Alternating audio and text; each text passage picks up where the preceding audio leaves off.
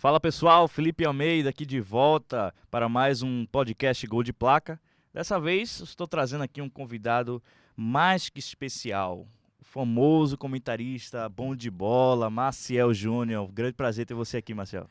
Prazer, Felipe. Um abraço a você, aos amigos do podcast. Um abraço a todos. Prazer é meu estar aqui, uma honra. Esse bom de bola aí é literalmente, viu? É bom falando e bom jogando. Eita. Bem, Maciel, eu queria começar essa entrevista perguntando a ti, porque jornalista esportivo, ele já tem uma conexão muito forte com o jornalismo, mas o radialista, ele tem uma conexão que transcende o jornalismo e transcende o campo. Eu queria saber onde surgiu a sua conexão com o rádio. Tá, com rádio ainda na escola, né? Você sabe que eu sou de Limoeiro, sou natural de Limoeiro, no interior. E eu estudava à noite, durante o período tive que trabalhar, fui estudar à noite, na faixa ali de primeiro, no segundo grau, o antigo segundo grau, que hoje é ensino médio, né? Ensino médio. Ensino médio. E aí estudava comigo um rapaz que já trabalhava na rádio, Carlos Alfeu. E a gente discutia na sala de aula, cada um falava de futebol, né? E os meninos naquela roda lá, nos intervalos ou no recreio, a gente falava muito de futebol. Eu já gostava de futebol. Em década de 80, nessa época eu estudava, acompanhava muito aquele time massa do Flamengo, de 81, aquele time de Zico, eu era fã do Flamengo, inclusive. E aí, ele me ouviu falando, conversando com os meninos, aí me sugeriu um dia eu ir lá na rádio, que eles estavam querendo montar uma equipe de esportes. Na verdade, eu não queria ser locutor. Na infância, eu queria ser cantor. Eita. Eu queria cantar. Cheguei até a gravar depois um disco aí, mas por hobby só. Gravei um CD em 2000. E aí, eu digo, eu vou lá, pra lá um dia. Aí fui um dia fazer Eu nem sabia que era um teste, na verdade acabou sendo um teste, mas eu pensei que ele ia me levar pra falar de futebol lá e tal. Aí a gente foi, ele pediu pra ler uma notícia lá, depois pediu pra fazer uma divulgação de um show, um evento lá. E depois disse, olha, a gente vai montar uma equipe aqui e vai te botar pra ser repórter aí. Acompanhar. A cidade tinha uns clubes, tinha um campeonato local que a rádio transmitia na época, a difusora de Limoeiro, né? Depois virou o Rádio Jornal. E aí foi assim, minha conexão com o rádio começou aí. Certa vez criança, minha tia ganhou um prêmio lá na rádio, eu fui lá pegar pra ela o prêmio. E quando eu entrei na rádio difusora pela primeira vez, eu nunca tinha entrado, porque só ouvi o rádio. O rádio pra mim era aquilo ali, eu não fazia ideia do que era um estúdio. E eu acho que eu tinha uns 12 para 13 anos, eu fiquei, assim, pra mim foi uma coisa mágica quando eu vi o estúdio, quando eu vi, antigamente era assim, né, o operador tinha um aquário, né, o operador separado, hoje já unificou, né. Eu fiquei, sabe, pra mim aquilo, de caramba, eu queria falar ali, eu acho que cantar, fazer qualquer coisa, eu fiquei pensando, saí pensando dali, da rádio, e um dia fui. Mas minha conexão começou aí, com o Carlos Alfeu, que me levou, e dali eu caminhei, trabalhei em Limoeiro, aí depois já trabalhei na Rádio Planalto de Carpina, até chegar na Rádio Jornal Recife, depois trabalhei em Caruaru também, durante um período, gerenciei inclusive a Rádio Caruaru, jornal, depois gerenciei a Rádio Limoeiro, onde eu comecei, quando reabrimos a rádio, que estava fechada fazia um tempo, e assim, a rádio entrou no meu sangue, eu gosto de jornalismo, eu gosto de futebol, eu gosto de política, me especializei mais em futebol, porque era uma área que eu, sabe, me aprofundei mais. Você Mas sempre eu gosto quis do rádio e fazer, tudo. você sempre quis fazer essa área esportiva? Era. Se fosse pra ficar no rádio, eu queria futebol. Hum. Eu queria futebol. Embora no interior, você é meio polivalente, né? Você tem que fazer tudo, né? Eu fiz de programa de prefeitura, de câmara, eu fiz jornalismo, eu apresentei debate político. No interior você faz tudo, tem que ser polivalente. Você tá há quantos anos já fazendo esportivo na rádio? Fazendo tudo, né, na rádio? Já 25 anos. 25 anos. Passou um pouquinho, acho, 26, 27 anos. Desse tempo todo que você passou na rádio, você tem algum jogo que ficou marcado pra você como o jogo mais emocionante ou jogos que ficaram assim marcados em você? Tem. Um jogo que mais me marcou, assim, na minha carreira, foi meu primeiro numa Copa do Mundo. Foi o meu jogo de estreia do Brasil na África do Sul. Inclusive marcou por tudo, né? Porque aconteceu de tudo nesse jogo. A África nesse meio do ano é muito fria. E aí o Brasil estreou naquele Ellis Park, um jogo contra a Coreia. Rapaz, a temperatura tava, eu acho que começou com 5 graus, terminou com 5 abaixo de zero. A sensação Caramba. térmica de 10 abaixo de zero. Aí eu lembro que eu tava de touca, luvas, e eu não vencia com 2, 3 calças, 3 meias, uma por cima da outra, um tênis, e nada esquentava, nada esquentava. Esse jogo me marcou, primeiro por ser uma estreia, né? Ali o Brasil jogando, a execução do hino e tal. E depois por essa temperatura, além do fuso horário maluco da África, né? Esse frio, eu lembro que Haroldo Costa estava ao meu lado, pôs uma água ao lado da cabine, assim, da mesa dele, e quando a gente olhou a água tava pedrada. Caramba. Não totalmente, mas a gente bateu assim, ela tava pedrando. Eu digo, caramba, rapaz. Ele me acionou no comentário e correu pro banheiro, que era o lugar mais quente que tinha. É que o pessoal não tem ideia, Carlos Miguel até tava falando com a gente, que todo narrador, né, toda equipe de rádio tem sempre uma grande garrafa de água pra aguentar, né, a narração. Não, é fundamental, né? Você hidratar, principalmente quem usa a garganta, a boca, né?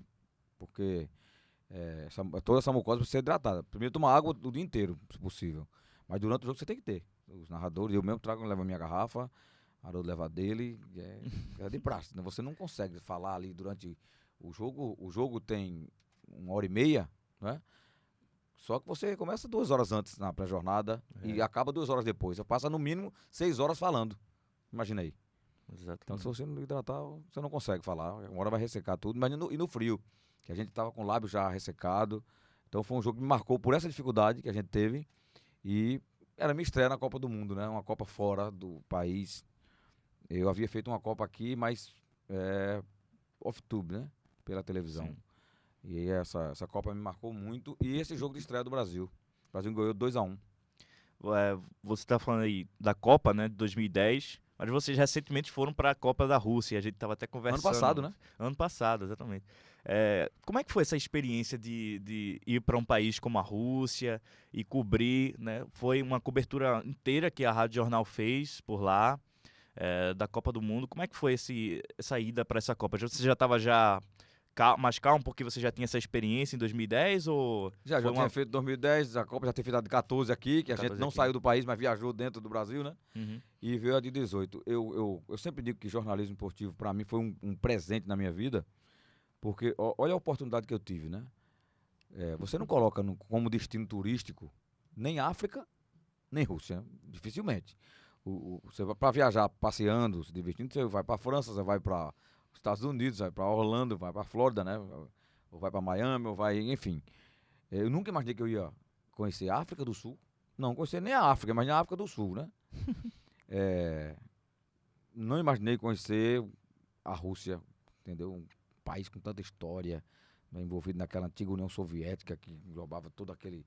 que é um mundo, né? Que você nunca imagina conhecer, né? E sempre foi um país muito fechado. Então acho que uma coisa que marcou, até para responder diretamente, o que me marca, que eu gosto muito do jornalismo esportivo, é essa oportunidade de você, talvez eu nunca conhecesse, conheci alguns países, mas não conheceria, com certeza, para ir à Rússia, ir à África, ir no Catar, como vamos em 2022, se Deus quiser, a Copa do Catar, enfim. Então, a Copa da Rússia foi marcante, sensacional. Por essa peculiaridade do país, muito organizada, bons e belíssimos estádios. A cidade abraçou a Copa do Mundo, que eu imaginava. A gente tinha muito receio por ser um país que foi muito tempo fechado, né? Assim, um regime muito rígido e tal, que as pessoas não abraçassem. Mas eles estavam dispostos a abraçar o turista, quem era de fora. Quando a gente falava que era brasileiro, então... eu lembro de pessoas no metrô pegar a minha credencial da Copa assim, e quando via que eu era do Brasil, ficava assim, os olhos arregalados. Brasil... que eu não imaginava que o brasileiro tivesse ali. A Copa do Mundo já traz essa atmosfera amigável, né? A FIFA sempre traz essa... Claro, o ambiente fica bom, né? O ambiente de Copa é muito gostoso. E aí, me marcou muito essa Copa do Mundo. Pena que o Brasil não foi muito longe, nós paramos na Bélgica, mas foi uma Copa bonita, acho que a França mereceu ganhar. E a estrutura, a logística um pouco complicada. 2 problemas lá. País muito grande, né? País muito grande. A gente, por exemplo, nós viajamos pro primeiro jogo do Brasil, que foi naquela cidade, Rostov, que fica no norte. A gente viajou 2 horas de avião. Foi 2 horas de avião dentro do país para ir para essa cidade, que é interior da Rússia, né? Depois a gente voltou, fez um jogo, voltou para Moscou, a gente tinha base em Moscou, né? Uhum. E foi para São Petersburgo. Aí fomos 4 horas de trem bala, mas 4 horas. Depois voltamos para Moscou, aí fazer o jogo com a Sérvia, no Spartak, o estádio Spartak. Sim. Aí era lá em Moscou mesmo, ficou mais perto. Mas o país é muito grande. E diferente do Catar, que a Copa você vai poder ver, visitar os estádios inteiros num dia. E vocês só de tanta cobriram proximidade. as partidas do Brasil ou outras também? Outras também, mas a maioria dos jogos a gente fazia no IBC, esses jogos Sim. de outras seleções, de outros grupos, até porque eles jogavam em outras cidades, né? Uhum. Tinha jogo em Kazan, tinha jogo em várias cidades distantes, né? E a gente focou mais no Brasil e a gente foi, mas os jogos de outras seleções a gente fazia no IBC, né? Uhum. No centro de imprensa de lá. Tivemos duas dificuldades lá. A primeira com a língua. Alguém pergunta, mas você podia falar inglês? Meu inglês é de Limoeiro, né? My English of Limoeiro City. E a gente tentava se comunicar, só que os jovens já estão falando o inglês e tal, mas muita gente não fala na Rússia, taxista nem pensar. Naquele local de serviço, meu aeroporto, os locais que você necessita, aí tinham voluntários que falavam russo e falavam inglês, falavam até outros idiomas e tal, nos ajudaram. O meu hotel mesmo tinha uma recepcionista que falava espanhol, aí me ajudou muito, né, porque a outra uma era vietnamita, a outra era russa, ninguém falava nada. Então a questão da língua pesou, os taxistas ninguém falava, ninguém. São pessoas que vieram desses países vizinhos ali à Rússia, né? Da antiga União Soviética, Para desenrolar essa... Azerbaijão, Quirguistão, Uzbequistão, eles vêm para Moscou trabalhar, ganhar dinheiro como taxista e não falavam nada. E o fuso horário, porque pra gente, alguém pode dizer, mas você vai lá e se adapta ao fuso. Como você se adapta ao fuso? Você trabalha aqui. Porque a gente morava lá, 40 dias, moramos lá 40 dias, mas trabalhava no fuso daqui.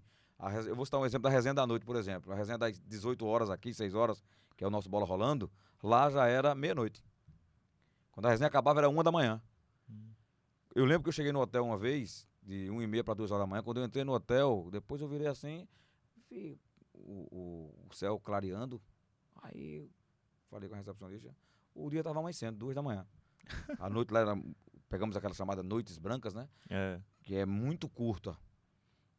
Escurece 10 da noite, 10h30, e 2 da manhã tá claro, o sol nasce. Engraçado você olhar assim. É engraçado você olhar assim, 9h30 da noite, assim, não, e o claro, sol claro. Céu claro, muito claro. E 2 horas da manhã já tá clareando de novo. Escurecia, eram 4, 5 horas de noite. E depois já amanheceu o dia. Em São Petersburgo, tivemos o dia sem noite. Eita. Pela primeira vez eu vi. A gente fez o jogo, o Brasil chegou no hotel, não escureceu. Não escureceu. Eles chamam o equinócio, né? Não escureceu. E emendou. Digo, caramba, a gente teve que fechar todo o hotel, botar um negócio no rosto pra dormir. Pra dormir. Aí sim, a adaptação do fuso que eu falei. Dos horários, né? Porque a gente morava lá, trabalhando aqui. Quando eu me adaptei, nos 40 dias, tive que voltar pra adaptar de novo aqui. É complicado, né? Isso pesa. As pessoas dizem, tá se divertindo, é uma Copa do Mundo, tá lindo. Mas no trabalho dia a dia, que a gente tem que fazer 3 resenhas por dia. Eu fiz o Fórum Esportivo de lá. Fórum Esportivo, 8 da noite aqui. Começava lá de 2 da manhã. Os jornalistas esportivos normalmente são chamados para fazer também as coberturas de eleição, não é mesmo? Como é que é essa dinâmica é igual assim você fazer a mesma coisa, fazer a cobertura de ir fazer a apuração e pegar os números e soltar para o público da mesma forma, da mesma eloquência que você tem em campo, ou é algo totalmente diferente? E como é que é para você? É diferente, então? né? É diferente assim, o acompanhamento, a forma de passar a notícia. O futebol é sempre mais rápido, uma linguagem diferente para você passar no ar. Eu tive a sorte de vir do interior, como já disse aqui no começo, e eu fiz de tudo no interior. Eu fiz desde cobertura de eleição. Eu fiz a cobertura de eleição quando era na cédula, né?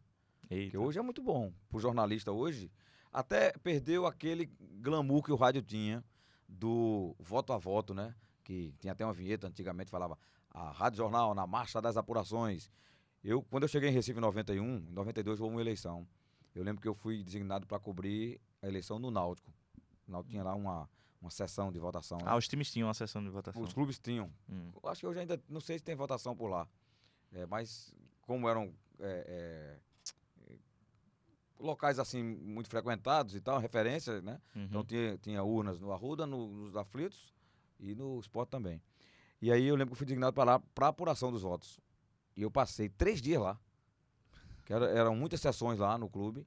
E quando a apuração dos votos ali contado cédula por cédula, quando não se pedia revisão, durou 3 dias. A gente informando aqui, abriu tantas urnas e tal. Hoje é muito bom que é no mesmo dia que acaba, Não, né? Hoje o cidadão comum acompanha no celular, no aplicativo do TRE. Ele tem aqui o candidato, a votação, as cidades, tudo. Até pra gente de rádio ficou legal. Eu acho que perdeu um pouco daquele glamour de acompanhar. A gente divulga. E aí o ouvinte, ele quer ouvir da rádio porque ele confia mais ali no veículo, né, de comunicação. Uhum. E que tem o imeditismo, Mais né? sério, claro. E aí, mas eu fiz tudo no rádio até hoje. No jornalismo esportivo, por exemplo, comecei como plantão, eu fui repórter, eu fui narrador, hoje sou comentarista. Eu passei em todas as funções do jornalismo esportivo e em rádio. Por isso que eu falo que o interior é uma grande escola, né? Uhum. Porque você, como não tem muita gente, não tem um contingente ali, você tem que fazer tudo. A rádio aqui, a Rádio Jornal, por exemplo, que eu trabalho, ela tem uma estrutura maior, grande, muitos profissionais, então cada um faz o seu. Eu comento futebol, só isso, apresento alguns programas esportivos, mas para ali. E de vez em quando a gente ainda faz. Esse ano a eleição foi esse ano? Não, Foi no ano passado. não foi? Ano passado. Eu fiz com o Haroldo Costa a apuração dos votos no TRE. Eu e o Haroldo, a gente foi designado, veja, o narrador e o comentarista estava lá. A gente foi para apuração dos votos no TRE, para divulgação. Eu fiquei com a parte do Senado, ele ficou com a parte de presidente, né? Uhum. Ali fizemos no segundo turno. A gente fez um trabalho lá. Tem que estar pronto para tudo. Eu sempre digo, quando eu visito algumas faculdades fazendo palestra e tal, e eu digo às pessoas, aos alunos que na hora que você se forma, é jornalista, vai para uma redação, você tem que estar pronto para tudo. Porque pode um dia ali cair para você e fazer uma pauta de política. E aí? Uma pauta de economia, entrevistar um cantor, um artista. Você vai dizer que não vai? Ó, o chefe chama, vai entrevistar ali, sei lá, Guilherme Arantes. Você tem que, pelo menos, vai lá pesquisar quem é, o que fez, né? Uhum. E se não souber, e fazer. Aí teve até uma menina numa das universidades que eu fui que ela falou, eu não gosto de futebol. Eu não gosto de futebol. Aí eu disse, olha, não é questão de gostar ou não. Um dia você vai cair numa pauta não só de futebol, de esportes, de maneira geral. Pode ser de esportes. Pode ser de surf, sei lá, De vôlei, de vela, de vôlei, de futsal, né? Aí passaram-se os anos, quando um dia eu tô chegando na ilha para comentar um jogo, ela tava lá. Por uma TV. Pra fazer entrevista. Aí eu digo, Olha tô aí. lembrado de você. Ela ficou sorrindo. Ela disse, né? Eu tô na geral, mas sobre essa pauta de futebol, eu digo, parabéns. O jornalista tem que estar. O cara não se forma jornalista esportivo, não. Né? Jornalista político, jornalista de área policial, não. Ele se forma em jornalismo. Depois ele pode se especializar numa determinada área, né? O jornalista tem que saber um pouco de tudo, né? Claro. Quantas e tantas vezes a gente já foi cobrir carnaval, como falei aqui, eleição, enchentes. Eu já fiz tudo nessa minha vida de rádio, nesses 30 anos aí, quase 30 anos, já fiz de tudo. Eu perguntei a ti qual foi um momento impactante que você teve de jogo, né? De futebol, esportivo. Qual matéria fora esportes que pra você, o que você teve que cobrir, qual momento assim, que você teve que cobrir que foi também um momento emocionante, impactante pra você? Mas fora da pauta do futebol, Fala né? da pauta do futebol. Eu estava em Caruaru, quando teve aquele problema das pessoas que morreram numa clínica de hemodiálise. Aí, como eu era da Rádio Jornal lá, e foi uma coisa que repercutiu no país inteiro, eu fui designado para cobrir. Eu já estava lá, eu já morava em Caruaru, aí foi algo que me chamou muita atenção. Uma clínica lá que a água estava contaminada, me parece, algo assim. Porque o trabalho é muito feito né? com sangue, evidentemente, mas também para purificar, sei lá, ele tem o uso da água. E aí morreram várias pessoas, e foi aquela. Aí eu trabalhei naquela cobertura, me chocou muito, ouvir as famílias, ter que entrevistar pacientes, né? Uhum. Foi uma matéria que me chamou a atenção, fora dessa minha pauta, que eu fiz muito mais futebol a vida toda. Mas, vez por outra, caía numa coisa. A eleição é mais leve, né? Mas essa cobertura me marcou. E outra foi o velório de Frei Damião, que foi até engraçado, né? Hum. Claro que ela não vai rir porque ele morreu, mas porque foram várias gafes no Sim, no dia que o Frei Damião morreu, que o sepultamento foi... O sepultamento não, perdão. O velório foi no Arruda. Como ele era muito querido e tal, era um padre muito querido, né? Um frei, né? Aí muita gente queria ver e tal, levaram pro Arruda. E aí foi um festival de coisas, eu fui cobrir. Teve um companheiro nosso que entrou narrando. Daqui a pouquinho, aqui vai ter o enterro de Frei Damião. Esqueceu que tava que era um velório e não um jogo. Enfim, foi algo que me marcou também, né? Porque ficou lotado o estádio, entendeu? Uhum. E chamou muita atenção. A gente tem os 3 times aqui de Pernambuco: Sport, Santa, Náutico. E, lógico, todos esses times têm seus momentos, né? É incrível pro torcedor que mora aqui em Recife, ou o jornalista, na verdade, que mora aqui em Recife, e cada um tem seu time, né? Como é que Eu tenho o meu, já digo, eu sempre digo na rádio. Eu sempre digo, meu time é Centro Limoeirense, que é da minha cidade.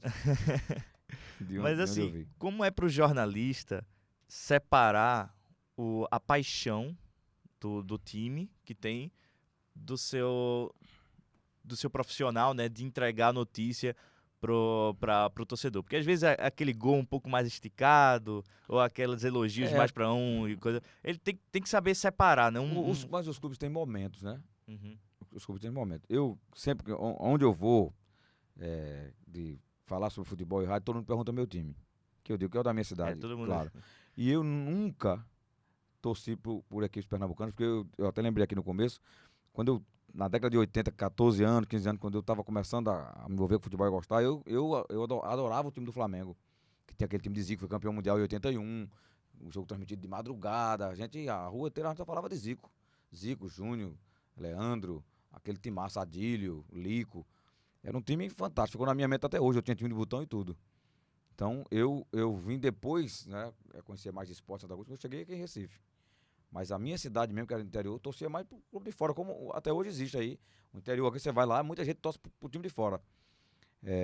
E aí, sempre que as pessoas perguntam, eu digo Centro Limoeirense, que eu não vou dizer que era Flamengo, né? Uhum. E acho até que companheiros meus não falam, até para que o torcedor passe a não avaliar a opinião dele, se for no caso o comentarista ou o narrador, pelo time que torce. É um risco muito sério. Porque é o seguinte, no dia que você revelar seu time, eu torço pelo Náutico. Se eu tivesse que torcer aqui, eu torceria pelo Náutico, que é a cor do Centro Limoeirense, que é vermelho e branco. Se eu tivesse que ter um time aqui, era o Náutico. Mas eu não tenho nenhum aqui na capital, fique ciente. Aí, se eu disser, sou Náutico, por exemplo, toda vez que eu for analisar Sport ou Santa, alguém vai dizer, ele só tá falando isso porque é torcedor do Náutico. Aqui até faleceu o Antônio de Pádua, era um comentarista. Ele se revelou o rubro-negro, disse que era Sport. A torcida do Santa não queria ouvi-lo. Nem quando ele... Por mais que ele estivesse falando corretamente, mas dizia, esse cara eu nem escuto. Por que você não escuta? Não, porque ele é Sport. Como é que o cara vai dizer o time aqui? A torcida mesmo dizia, não, eu não escuto. O torcedor do Náutico também, esse cara eu não gosto, porque ele é torcedor do tal time. Então eu acho que o jornalista, ele tem que ser imparcial. Ele tem que ser imparcial. A minha opinião vai ser a opinião do que eu penso sobre o jogo, independentemente de ser Santa, ser Náutico, ser Sport. Agora mesmo nós elogiamos muito o Náutico. O que choveu de comentário na rádio, essa rádio é alvirrubra, essa rádio é do Náutico, porque o Náutico foi campeão, a gente vai dizer o quê? Aí agora, se o Sport subir, vai começar, essa rádio só fala do Sport, a rádio rubro-negra. Quando o Santa teve seu momento bom, a todo mundo... Haroldo na Série A, né? Haroldo narrou os gols do Santa Cruz na subida, aquele gol de caça-rato, da saída da Série C pra Série B, aí disseram que Haroldo era tricolor. Aí agora Haroldo quase morre num gol do Náutico, disseram que Haroldo é Náutico. Não foi? Agora recentemente, foi. Aquele gol do jogo com o Paysandu. E Haroldo é profissional, ele narra o gol. Você vai ver, o Sport subindo, se der o último jogo, tiver um gol bonito, vai narrar com a mesma força, com a mesma intensidade. E até depende também do drama do jogo. O jogo foi dramático, né? Foi. O jogo tava 2-1, eram 48 minutos e 30 segundos, já estava em 49. Era o último minuto do jogo, o último lance do jogo. Aí ele fez aquele, né? E faz parte da emoção do rádio. O rádio, até voltando naquela primeira pergunta que você falou, que você citou aí, o rádio, o cara não tá vendo o jogo. A não ser que esteja na TV e com rádio, né? Então o rádio narrador tem que passar toda a emoção, passar tudo aquilo. Às vezes até uma bola que é longe ele diz que foi mais perto, né? que hoje nem diz mais, porque com tanta câmera, tanta televisão, é transmitido hoje em stream, em várias plataformas, o cara não tem como, o rádio antigamente, né, o cara dizia, passou tirando tinta, mentira, passava uns 3 metros. Hoje não diz mais, entendeu? Aí eu acho o risco muito grande, tem gente que assume agora, a maioria dos que assumiram times em Pernambuco, jornalistas, ou saíram para outra área, temos aí o Renato Barros, por exemplo, parece que ele assumiu que é náutico, não está mais futebol, faz mais pautas de jornalismo, não é? Outros que assumiram depois, a própria torcida começa a julgar. Eu não quero, sinceramente, que o torcedor julgue o que eu falo, minha opinião, pelo time que eu torço. Eu quero que ele julgue pelo que eu falo. Errado ou não é minha opinião.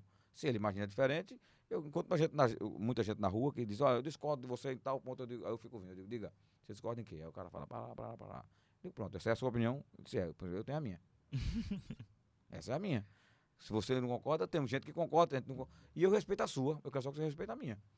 Não é? E se eu tiver errado, e quantas e tantas vezes eu já refiz o que disse, eu acho uma hombridade e dignidade. Você, gente, eu falei aquilo, errei, estou refazendo aqui minha opinião. Fiz várias vezes.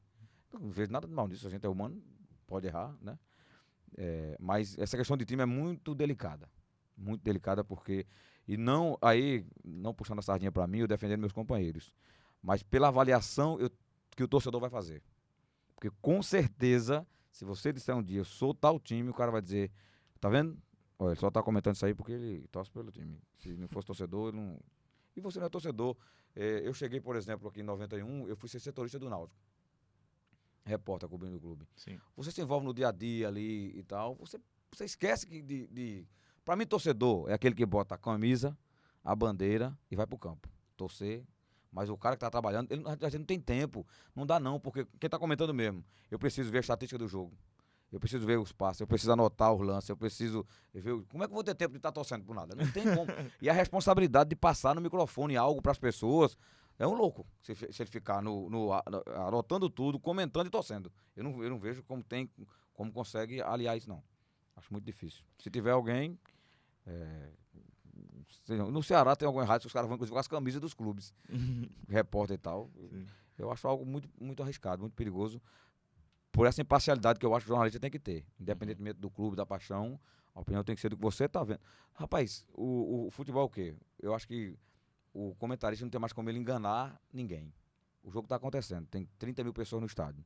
Aí tu tá vendo que o time A tá melhor do que o time B. Você vai dizer o contrário, vai ser chacoteado. A torcida vai dizer, esse cara tá vendo que jogo? Porque o jogo que a gente tá vendo aqui, esse time tá melhor, não é? E eu escuto vários comentários de amigos meus, e toda vez que eu vejo ele falando, o time tá realmente melhor, às vezes até toma um gol, faz parte do jogo. O time às vezes tá jogando mais, mas o outro no contra-ataque, o povo faz o gol. O cara diz, tá vendo? Disse que esse time tava melhor e levou um gol. Um dia eu encontrei um cidadão que ele disse, rapaz, não aguento mais ouvir vocês não, rapaz. Vocês só falam mal do Santinha. Só falam mal, só cacete. Foi um tempo que o Santa caiu pra 4ª divisão. Sim. E ficou até sem divisão. Não foi? Teve que jogar o Pernambuco então. Vocês só falam mal no Santa. Eu deixei ele falar bem muito. Ele desabafou, disse ele bem à vontade. Foi num shopping, inclusive. Tava até com meu filho pequeno. Aí ele falou, para. Aí eu olhei pra ele. Aí quando ele terminou, eu disse, pronto. Foi o seguinte. Eu confesso ao senhor que pra mim o Santa tá num momento difícil, né? Tá na 4ª divisão e tal. Agora... O senhor fala assim, me diga uma coisa boa aí que amanhã eu falo na rádio. Aí ele parou assim, olhou pra minha cara. Disse, diga uma só. Porque se eu disser uma coisa, porque o Santa caiu da 2ª pra 3ª, 3ª pra 4ª. O time tava salário atrasado. O time agora tá sem divisão. Perdeu no estadual. O senhor quer que eu diga o quê? Eu tô comentando o momento. O comentarista comenta o momento. Me dê uma pauta boa, positiva, que eu digo. Se o senhor me der, pra eu estar aqui meu número, amanhã o senhor passa pra mim aqui uma pauta. Já que o senhor não lembra agora. Aí ele acabou o cara, oi, vamos embora. Tchau, um abraço. Não tem. A gente não vai enganar, né? Não tem que enganar. Né? E dessa época, agora, desses 3 times pernambucanos, Marcelo, você tem já seus 25, 26 anos, né? No jornalismo. Deixa eu fazer a conta direito. Vamos fazer a conta. Eu comecei com 16 anos. Eu tô com 51. Eita, sou ruim de matemática. Soma aí. Desses anos todos que você viveu no jornalismo em Pernambuco... Já vai pra 35. 35 anos. Aí, ó. Vai fazer 35 anos de rádio no total, né? De rádio. Porque eu comecei lá em 80 e pouco, depois eu vim pra aqui em 91. É por aí, 30 anos mais ou menos. Você acha que o futebol pernambucano evoluiu? Ele tá em uma queda ou tá agora, nesse momento, com os resultados do Náutico, do Santa e do Sport, em uma ascensão para uma época melhor no futebol? Nós tivemos muito mal ano passado, com a permanência dos dois, desde 2017. 2017 foi trágico, né? Que foram 2 equipes rebaixadas, ainda com, sei lá, 3 ou 4 rodadas de antecedência, Santa e Náutico caíram da B para C. Aí 2018 permanecemos na C com os dois e o Sport caiu. O ano pior foi o ano passado, eu acho, que foi queda do Sport e permanência dos dois na C. Esse ano eu acho que nós evoluímos. Nós melhoramos, em termos de resultado eu tô falando, tá? A questão de estrutura a gente vai ter que melhorar, já eu vou falar.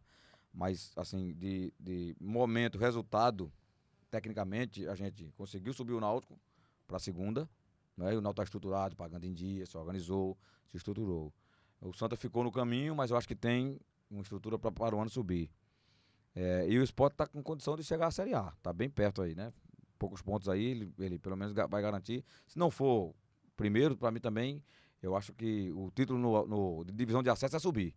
Sim. Se subir, eu acho que o torcedor tá querendo aí ser campeão e tal.